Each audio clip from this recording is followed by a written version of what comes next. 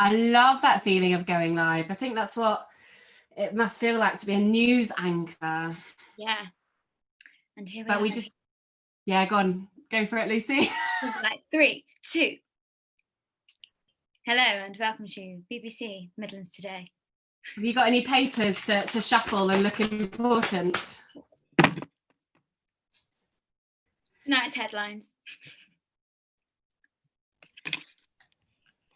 Oh gosh, how would you describe this week in headlines? The same but different. Have you done any baking this week? Do you know what? Yeah, well, I made bread, but I make bread pretty much every day. But last week I made very good banana cake. Oh, I haven't done any. Oh no. I did some scones. Oh, nice. That was very nice. Very traditional. Oh, my internet's rubbish. I hope I don't have too many things going on at once. Just because it's like I'm talking and then a moment later I feel like Super Mario, because then it speeds me up very, very quickly. Oh. I might just need to turn off other things. Lovely. Okay, cool. So I think, how would you describe this? Lovely. Okay, great. Okay, I believe we are here now, which is lovely. So with us today for our GSC live chats, we have the wonderful Lucy Pearson, which is very, very exciting. So Lucy, you've worked with us a couple of times at the Guildford Shakespeare Company. Yeah, I think, gosh, it's 5 or 6 now. So quite a few. And do you have a favourite role that you've played for us? Juliet. But I mean, for someone my age and looking the age I do, which is quite young, a lot younger than I actually am, it's like the best part you can play, really. It's just so beautifully written. Nice. I was explaining to my partner who you were, and I was going through your parts. I was going, it's Lucy. She was Juliet, and she was also the really creepy child witch in Macbeth. And she was also Alice, which was pretty creepy as well. So that's Lucy. Yeah, creepy girl. Witchy fingers. And in our mini recording of the Ugly Duckling, which characters did you play? Oh gosh, Duckling number 2, the old lady hen, and Swan number 2. Nice. Or maybe number 3. Oh. 1, 2, or 3. One of them. The bit of the footage that we released with Ant's theatre making video on a Monday was your old lady hen character. Oh yeah. Yeah, which was very fun. How did you find playing her? Oh, I loved her. Like, I love getting a chance, like, with something like that. You can be really, really bold. Like, it doesn't have to be naturalistic at all. You can just like really push it, and it's really fun to do that. I really enjoy that kind of stuff. Yeah, nice. And we're speaking about how it's really freeing playing an animal character, because you can decide in what direction you take it, and you can be bigger kind of physically and vocally than you might be elsewhere. Is that what you found?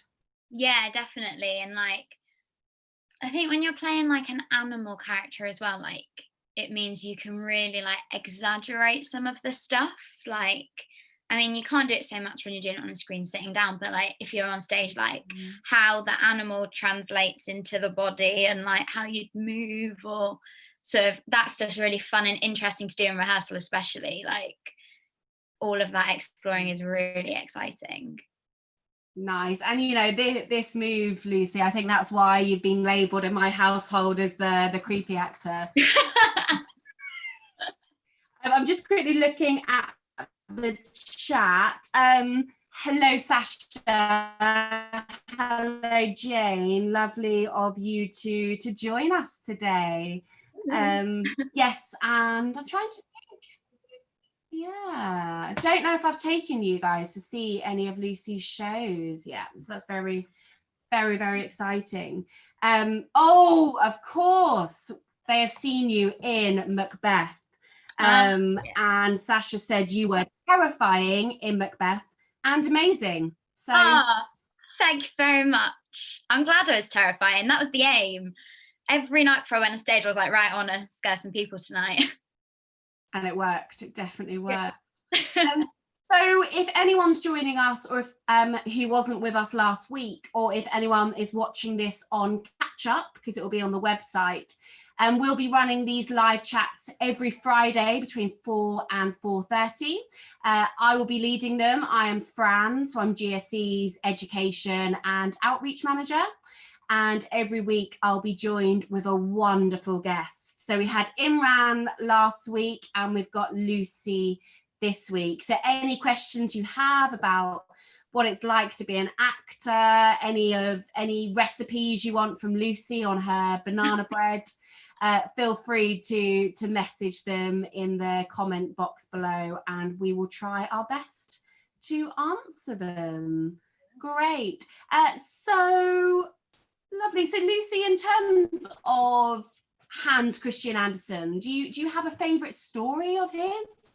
Yeah, I've got two. So when I was little, I had a book of like loads of fairy tales by all different people, and there was this like Hans Christian Andersen section. And my favourites, I loved Thumbelina. And when I was little, there was a cartoon version of it, and I like would watch it at least once a week. Like I'm not gonna lie, when I'm poorly sometimes at the age of 27, I still watch it now to like feel better. And I also loved The Emperor's New Clothes because I just thought it was hilarious. So I've never seen it.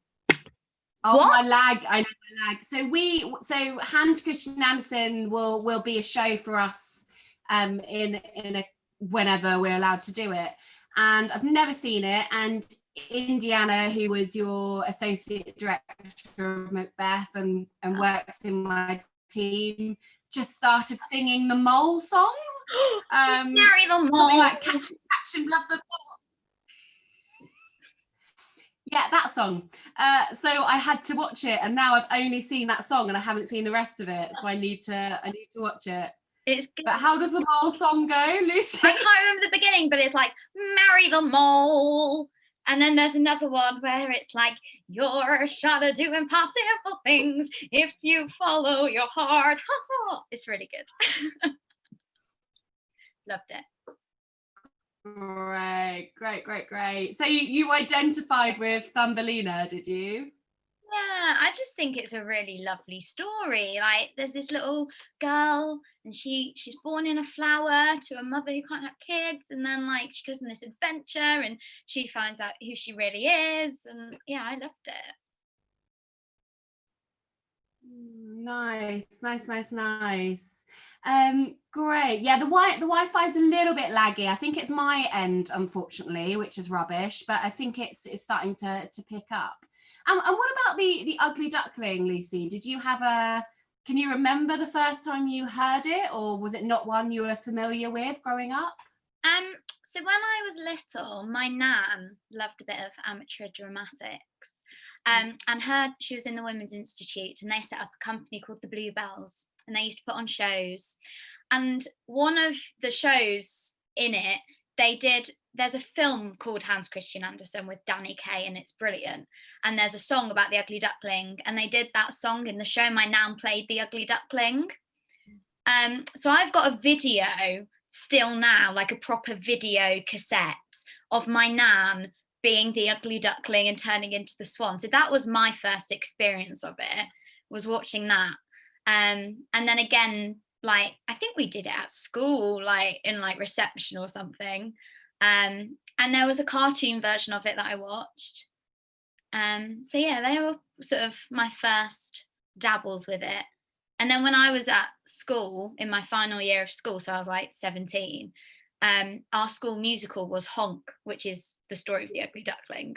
So did it there as well. Oh wow, just following you around. It is, clearly.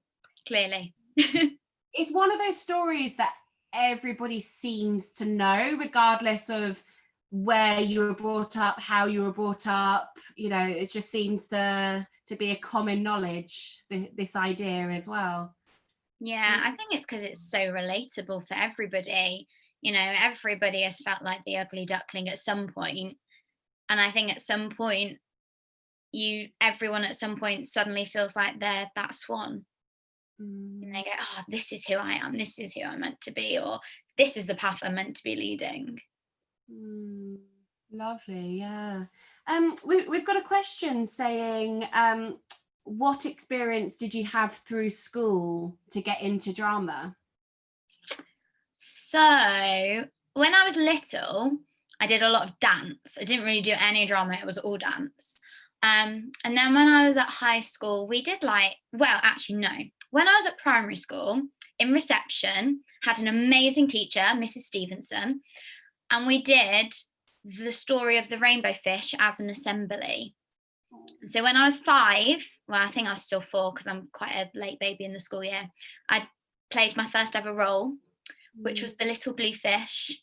And I still remember my line, which was, rainbow fish, please give me one of your shimmering scales. Oh, and do you still use that line when you're auditioning?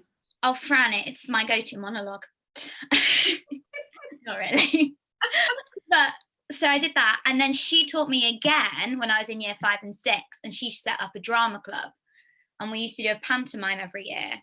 So first year I did it, we did Slick Whittington instead of Dick Whittington. He was slick, he was really cool. And then the second year we did Alice and Alistair in Wonderland. And then I went to high school and we did drama classes, but I was like shy and just like, don't make me do anything. And then I did performing arts for GCSE, because in year 9 I did a school show, which was like just a general show, and we were doing dancing, and the dance teacher pulled me from the back of the stage to the front, and she was like, show them what you're doing because you're good. And that gave me confidence. But I never did a play until I was like 16. And when we did a play, that's when I was like, I like this. I like the acting. Like the dance is cool, the singing's all right, but the acting I loved. What was the play? Can you remember? Yeah, so it was called After Juliet. And it's a play about what happens after the deaths of Romeo and Juliet. And I played a character called Bianca who has like visions, and I loved it. I just loved it, yeah. And from then on I was like, I think I'd like to do this. Yeah. Oh, great. Well, thank you. What a great question as well. Jane has asked, what role that you have played has stood out and why? And would you play it again? For me, it's, and I always say it, but it's Juliet, because she's just the most beautifully written part you could play at sort of my age. There's other parts that I'd like to play that I think are as good as Juliet, but I'm not old enough yet, or, you know, not quite, you know, old enough, basically. But I've played Juliet again in a heartbeat. Like, I love her, and you know, I loved how we did it, like the Georgian setting, and you know, very prim and proper. But I'd love to do it again in a very modern setting and see what that did to it. And you know, I've had discussions with other actors, and we've said, you know, we'd love to do it like timing it, because at the beginning we say this is now the, I can't remember what it is, 2-hour traffic of our stage. That's it. And we were like, what if you had to do it in 2 hours? Like, you literally press a timer and you just do it. Like, I'd love to do Juliet again. I love her.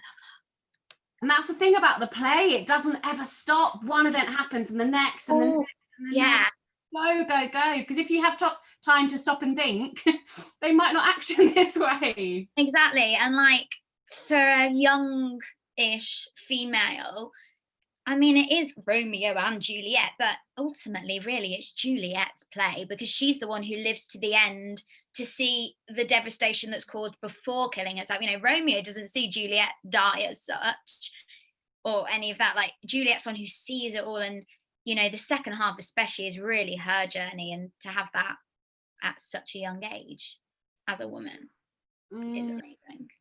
Because I remember studying at school, and I always thought Juliet was so soppy and really like weak and didn't have any will. And then suddenly you see it in performance and you're like, she is stronger than any other character on that stage. She makes all the decisions and she takes whatever control she can. Yeah, and you know, she's the one who kind of instigates it. You know, Romeo kisses her, but she kisses him back. Like, she could just be like, no, stop, go away. But she's the one who pursues it, and it's like, come on, let's do this. And she's the one wishing for him to come and all of that, you know. She's quite sassy. Yeah, and he does, she's very sassy, and he does kiss her, but she's the one, doesn't she say something about, well, I'll just be a statue and stand still. So she's saying, I am here if you want to. Exactly. He's one like, I can't touch you, and she's like, well, you can, but I'm not going to touch you. You have to touch me. Like, you have to chase me. Yeah, nice. That's nice. We've got here in the chat that Romeo and Juliet is the most teenage romance plot. Everything is so dramatic. It's very true, it is. But I think that's young love. Like, when you're a teenager and you fall in love, like, everything is dramatic, and you know, everything feels so much bigger because you're experiencing it for the first time, and it's like, wow. Really overwhelming the first time you have any new experience. It's really overwhelming. And I think for both of them as well, like, as soon as they find out the other is like their enemy, it makes it so much more exciting. You know, it's that little bit of rebellion, and it's like, oh yeah, I'm going to do this even more now, like, go with it. And you know, it's just like bam, bam, bam. Although I'm sure, oh, hi Lily, thank you for joining us. I'm sure those of you in the chat have never disobeyed your parents, or if your parents have told you not to do something, it definitely doesn't make it more exciting. Yeah, there is that vibe, isn't there? Yeah. Sorry, I'm just having a look at the chat. So you've played a lot of amazing parts. Like, Juliet is such a dynamic, such a three-dimensional character. In terms of in Ant's theatre making video this week, he's encouraged them to write a character profile for one of the characters, so their likes, their histories, their hobbies. Is that something you would do when you would take on a part like Juliet, or your mother hen, or your old lady hen who you played in this project? Yeah, definitely. So, I mean, it varies project to project depending on who you're playing and how many characters you've got. But something I always do is, once I've got my characters, I'll go through the play and they're called lists. So I do a list of what other people say about me, what I say about other people, and what I say about myself for every character. And I find that really helpful because it's like you find out how different people feel about you. And then I always do, like, so when I did A Midsummer Night's Dream a few years ago with Creation Theatre Company, and we set that modern day, so it was very modern.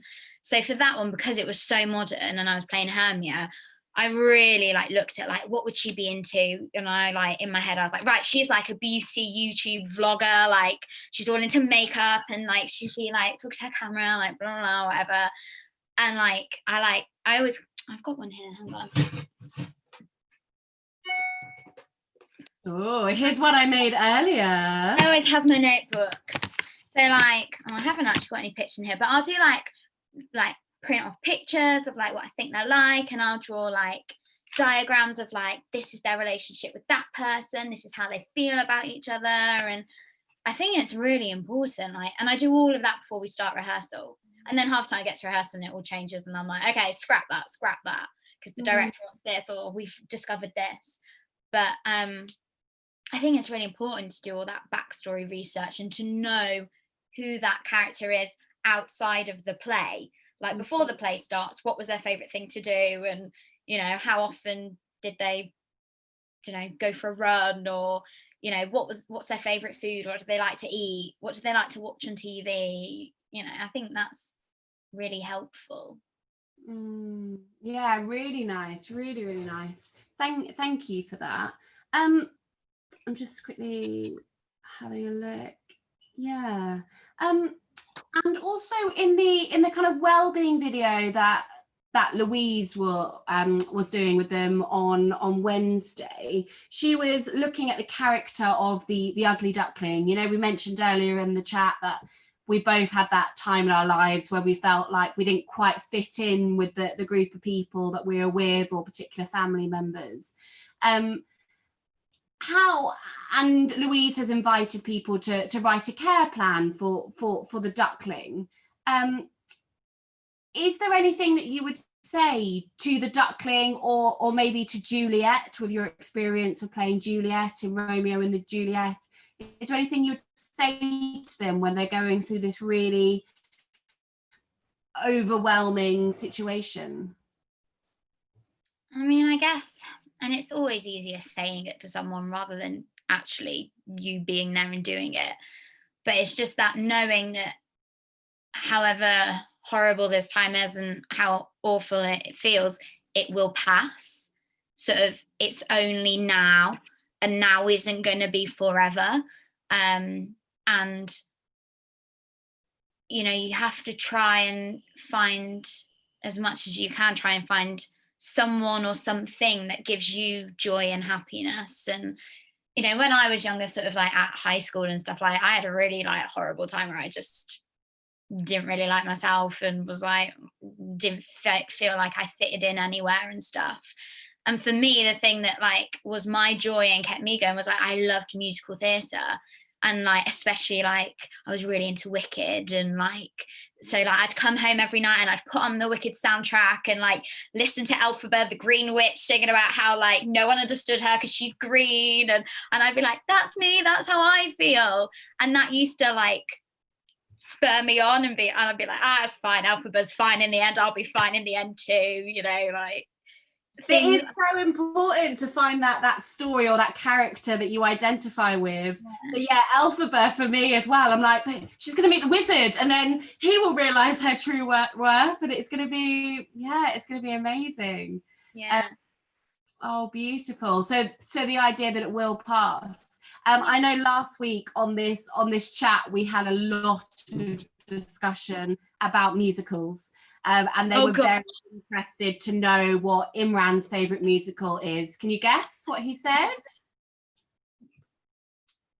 Imran, gonna go with the classic like Phantom or Les Mis.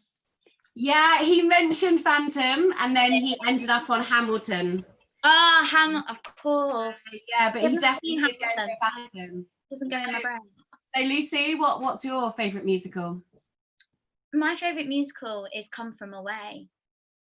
Oh, that's quite a recent one, isn't it? Yeah, if you've not seen it, go and see it. Best thing I've ever seen it 3 times, sobbed every time. But it's a true story, which is why I love it. About when 9/11 happened, all American airspace was closed. So the planes that were already in the sky all had to be redirected. And 38 planes landed in this tiny little place in Canada called Gander. And the town's population doubled overnight. And they had to feed them, they had to find a place for them to stay. And all of the music it's basically verbatim. They've put together stuff that the real people actually said. And it's amazing. And the music's really cool. Like it's very like Irish, and like it's got like, it's brilliant. It's so good. Oh, that's so fun. And we've got a question here as well that's saying, what's your favourite Shakespeare tragedy, if we're talking about our favourites? Oh, favourite tragedy. I really do love King Lear. I think King Lear is very powerful. And I think especially now, maybe, I mean, I'm not saying King Lear has dementia, but I've seen it a few times with him played like he's kind of having that. And I think that's very powerful. And you go, wow. Especially, I've had someone in my family who had dementia, and it's amazing to watch, and you go, like, it's so relevant now. Do you love Lear? Yeah, lovely. Thank you. Jane has asked, do you get stage fright? And if you do, what exercises help with this? I do, not always, but I actually used to be petrified of Shakespeare. So when I was at drama school, I was petrified, and we did a Shakespeare play for one of our third year shows, and I threw up every night in the wings before going on. Wow, you're so Judi Dench, darling. You're so Judi Dench. She does. Better. I don't throw up anymore, but I do get nervous a lot still, especially doing Shakespeare. And I think for me, it's just about like breathing, remembering to breathe, like getting in the wings or wherever I am, and just like having a moment to like and go, who am I right now, and what is it I want? Like as I walk into this scene, what do I want? And trying not to go over my lines before I go on stage, because then I always mess up. So breathing and what do I want? Yeah, that's a pretty good lesson for any room that you enter, really, isn't it? It is true. That is I do that for auditions as well. Breathe. What do I want? Go in. Lovely. Thank you. Great question. So feel free, we've got a couple of minutes if anyone has any dying questions to ask Lucy. Something that we were talking about before this started is the potential that the next couple of months that the work that you do is going to move slightly more onto the screen, there being the kind of auditions that's come up. Last week or the week before, someone mentioned, what's the difference between stage and screen for you? Do you go about it in a different way? Is it a different experience? It's a very different experience, because obviously when you do stage, you have like a whole rehearsal period, and you really get to know the team you're working with, and like it's very much a family ensemble. Whereas screen, I mean, it depends what you're doing, but sort of a lot of the stuff I do is kind of coming in for an episode and then leaving. And so when you go in and you're doing stuff like that, you suddenly, you might have 2 days of filming, and you go in, you're like, hi, you're the person who's now playing my dad, and you're the person playing my sister, and we're about to do a family argument. 3, 2, 1, go. You get like, the director will come in, he'll be like, right, let's have a quick line run. Yep, great, brilliant, okay. Camera's going to be here. Don't do too much of this, don't do too much of that. Do it. And half the time you get like 2 takes and then it's done. So it's quite a different experience filming it. But in terms of sort of preparing for it, I guess the only real difference is that on TV, your script can change while you're there. Like they might just suddenly be like, oh, we're cutting that line, or we're going to change it to this. But otherwise, I kind of go about it in the same way. Like, who's this character? What do they want? Yeah, the only difference I've ever found, not that I've done much screen, is the one episode of Holby I was in. My friends and family loved it. Then I try and get them to watch a Victorian melodrama. Yeah, I'm not interested. Yeah, a lot more people will watch my TV stuff than cover TV at a show. But it's all good. Great. Are we doing Zoom after this? We are, and I just realised, Lily, that I haven't sent you the link, so I'll send you the link afterwards for our support cafe. And if anyone else is part of this and you're 12 to 18 and would like to join us for the support cafe, just give me an email. It's on the Everyday Miracles page. It's eo@guildford-shakespeare-company.co.uk. Lovely. And Lucy, finally, what's been your kind of lockdown revelation? My lockdown revelation. That I do much better when it's a sunny day. Although I think I knew that anyway. But yeah, I have. I tell you what, actually, my lockdown revelation has been, I've been growing vegetables, Fran. Oh my God. I've got carrots. I know, I've got carrots, tender stem broccoli, spinach. I've got over 100 lettuces growing. I don't even know how that's happened, but I've got over 100. Green beans, tomatoes, and my tomatoes, I didn't even have to buy seeds. I just chopped up a tomato, chucked it in some soil, and now I've got 14 tomato plants. That works, because you see the videos on Facebook, but I never trust it. Yeah, so I've learned I'm quite green fingered. So that's great. And you hopefully you like lettuce. I mean, I can give it to family and neighbours. Knock on the door, 2 meters back, have some lettuce. Yeah, but there's something quite nice about your fingers going in the soil and Watching it grow. I feel like, because obviously I'm not acting, I'm in between acting jobs I've not been able to do. I'm in between acting jobs, I work with kids loads, so it's like really great, like feel like I've got purpose. And I feel like I've missed that in lockdown. Like I've spent a lot of time being like, I have no purpose, what am I doing? But growing vegetables, I have a purpose. and a sense of achievement as well. Yeah. Oh, well, I'm really proud of you. That sounds amazing. Thanks, Fran. Thank you so much, Lucy, for coming in to speak to us. It's been really, really interesting, and it's always lovely to catch up with you. So thank you very much indeed. Cool. And if you haven't watched Lucy in the Ugly Duckling video, make sure you do. It's still on the website to check it out. Have you managed to watch back yourself yet, Lucy? I actually have. I watched it back to see what was in this week's video, so I've watched that bit. So yeah. Great. So thank you. We've got lots of thanks from Lily and Jane and Sasha and that. So thank you very much indeed. Okay. Speak to you soon. Bye-bye. Bye. Bye. And for everyone else, I'll see you on the Zoom cafe. If not, I'll see you next Friday at 4 o'clock. Bye. Bye.